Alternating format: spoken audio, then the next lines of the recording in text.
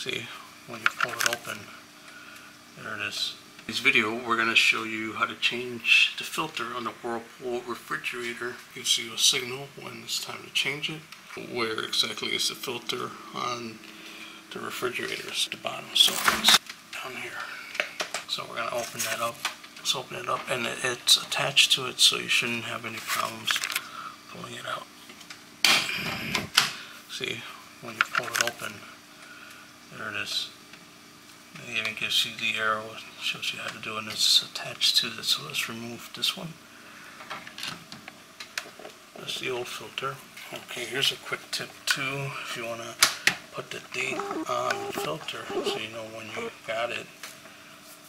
This is supposed to last 6 months, so let's do that. It's supposed to last 6 months, so 9/5/22 when we're putting this in, so it's supposed to be 6 months, but be sure you take off this this cap part here. There's an arrow at the bottom.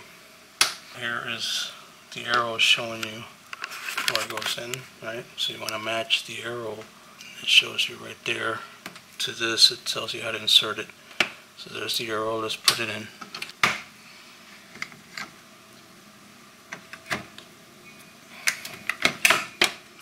Okay, now it's in. Okay, next thing you want to do is you want to reset.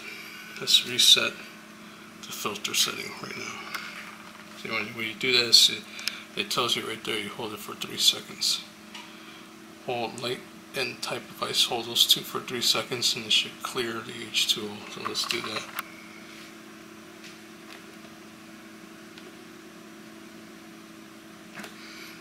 Hold it for 3 seconds. And now the light is off. And that's pretty much it. That's how you replace the Whirpool refrigerator filter. Light is off, filter's in. Well, now all you gotta do is throw out your own. I'll see you soon. Bye.